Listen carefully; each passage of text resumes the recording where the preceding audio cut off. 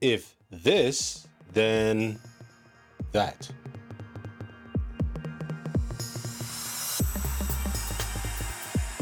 So today we're going to talk about IFTTT. That's if this, then that. It's a service that is basically used for automation. And I use it for the automation of my social media profiles for my content curation. What it basically does is it says, okay, if I post, for an example, if I post to my Twitter, I would like for you to send it to my LinkedIn page as well. Or if I post a YouTube video, I want you to tweet about it. Or if I do something on my Instagram page, I want to also share it on my other email address or through a email server or something. But you can use it in a variety of ways. It operates off of a recipe system.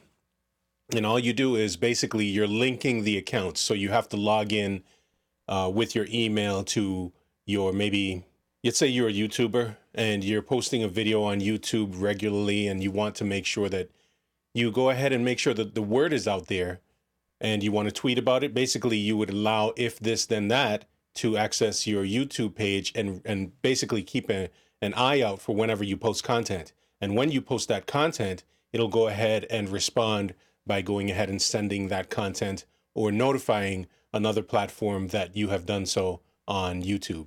So the first thing you're going to want to do is to create an account, and it allows you some options.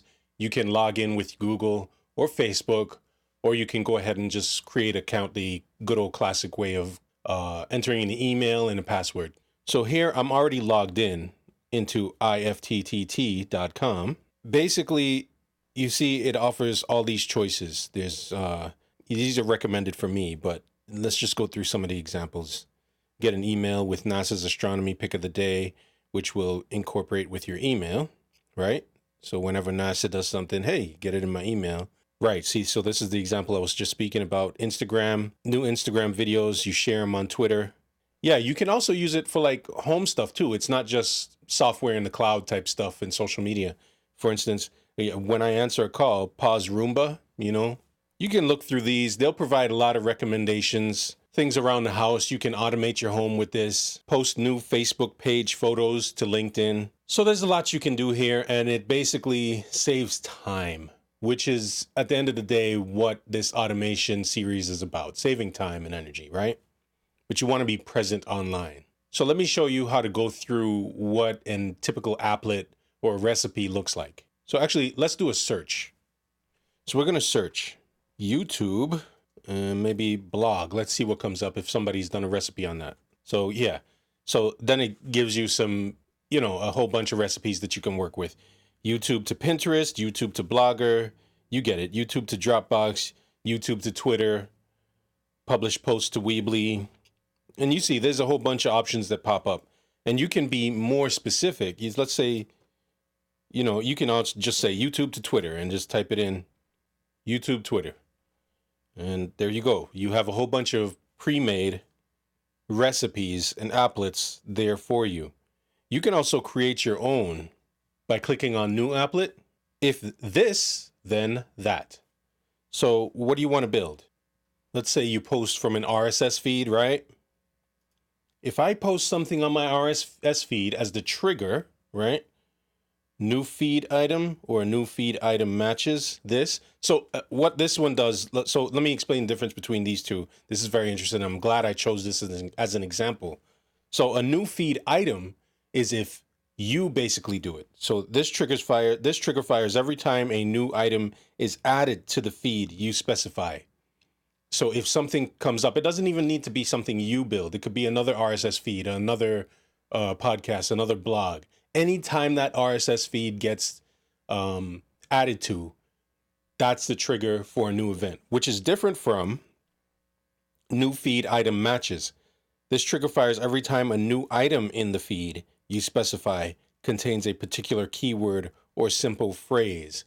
So this is a little bit more specific, a little bit more niche. It's more of a, keep your eye out for things and let me know when you see something. A lot of people will use something like this, not this exactly, but a lot of people will use something like this if they're like hunting for an item on eBay or something like that. So they'll look and say, man, I'm looking for, sound devices Mix Pre 3. And they'll put in an item to watch for. And when it triggers that item or a price point or something like that, then they'll be able to know right away when that deal arrives. And there's all sorts of other services that are specifically made to do that. But IFTTT, you can have some control over the specifics of how to do all that. So let's go to new feed item. And we'll put in a podcast, right? So let me find something real quick. So let's say you want to subscribe to Appointment, my podcast about direct primary care. Okay, so it's HTTPS. I'm not going to read it. So you type in or you copy and paste the RSS feed there. Create a trigger. So now it's asking, now what do you want me to do with that, And you say, oh, I don't know. Let's see what you got. You got stuff with Tumblr, Twitter. Oh, you can save it to Pocket and Evernote, LinkedIn and Buffer. I don't know what a lot of these stuff is. I know what Trello is, Google Drive. So you can trigger any event. Like, you can do silly stuff like unlock your door at home every time an RSS feed, pops up or gets adjusted. All sorts of crazy recipes. You can trigger your Roomba to start cleaning your house every time an RSS feed comes up or every time a Facebook photo gets posted to a page. But let's stay on track, right? You can automate it. You can automate scheduling, right? So you get the point. Let's say I want an SMS text every time that happens, which is reasonable. And then you go ahead and connect your phone number. And you put your phone number in there. You see where this is going. So you connect your phone number, and literally every time that RSS feed, and it says this is step 3 of 6, but it's just a confirmation. It's like a confirmation, then a build, then a test. And so it just basically walks you through step by step. So it's pretty straightforward. How do I use IFTTT? Let's take a look at my applets real quick. These are the applets I have decided to save. And the ones that are in color are the ones that I'm actually currently using. And I've deactivated a few recently because I'm restructuring how I'm distributing content. For example, I used to use RSS to Twitter, right? And RSS to Facebook page and RSS to LinkedIn.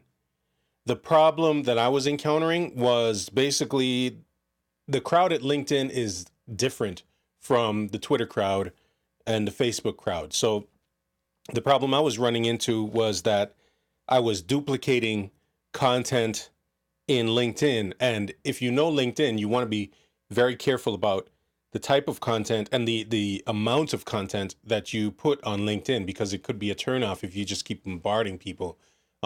People are kind of used to it on Facebook and especially Twitter. Twitter is, like I said, I've said it before, Twitter is a fast moving river, and you can just post, and people will not really see, the majority of those posts. So I didn't really mind the Twitter RSS feed automation. What problem I was having was I also had this activated. Post all the tweets to LinkedIn. So every time I posted to Twitter, I was posting as well to LinkedIn. And that became kind of a burden for my LinkedIn crowd, because you don't want, LinkedIn is not, it's not meant for status updates, So anyway, so let's look at some of them. Get an email with the latest IFTTT updates. You just keep that as default. That comes with every IFTTT account. You just want to know what's going on, what's new, what changes they have. It's a email subscription list, basically. RSS to Twitter, RSS to Facebook, RSS to LinkedIn. Every time my podcast appointment gets posted, then it would post as well to Facebook. So you see what's going on. The only three I have, the only four actually, but the three that I actually have specifically made for me right now that are active in lieu of my recent changes that I'm going to make to how I distribute to LinkedIn. Every place else is fine. I just want to make sure that I tread lightly on my LinkedIn profile. So YouTube video to Twitter makes sense. Automatically share new videos to a Facebook page makes sense. And automatically buffer your articles you save later for Feedly, which is where this video continues from the first part. The first part of this series is about using Feedly for content curation, and this is the second part. And Feedly, basically, every time I save an article, it goes to Buffer, and then Buffer go ahead and schedules that content for distribution across my chosen social media accounts as I've designated it to. And so in the workflow, it would look like this, and I've said this before, but it's good to repeat it. I start my day with Buffer, and if Buffer is depleted, if there's no articles, no blog posts, no podcasts or YouTube videos being shared or on my social media scheduled for Buffer, then I go to Feedly, look for content. Who else got some stuff that I like? I like that, I like that, I like that. And then I click on those, and then it adds it to the top of the bin in Buffer, and then Buffer will schedule it out to share on Twitter and LinkedIn and YouTube, and not YouTube, but Facebook. So that's where this is going.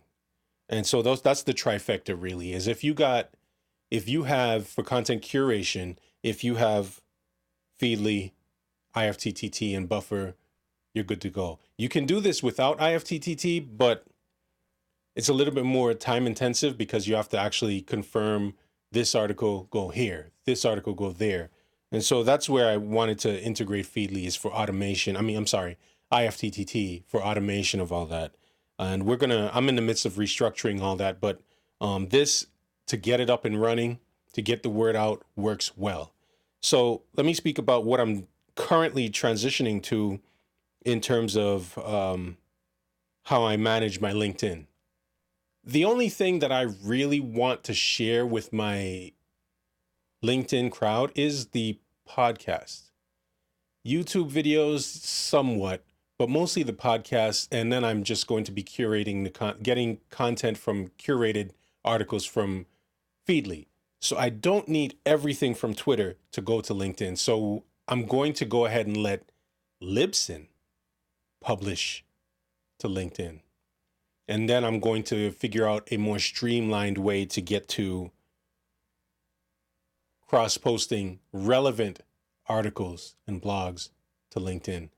So I don't want it to be a shotgun of information just spreading everywhere onto LinkedIn. Twitter, I really don't care about. It's just send it. I don't care what content, the volume of content, I should say, gets shared on Twitter on my behalf. So that is what it looks like. So this is a valuable tool to integrate into your workflow for content curation. And some people may use it for other purposes, like the plethora that there are. You can build your own, and it's an awesome platform that does a lot. So consider it for your workflow. And in the next video, we're going to go ahead and move forward in the series and talk a little bit about Buffer and how that works for your social media presence, even when you're not online. And if you want to start at the beginning of the series, you can feel free to look at my other video about Feedly linked in this video. Talk to you later.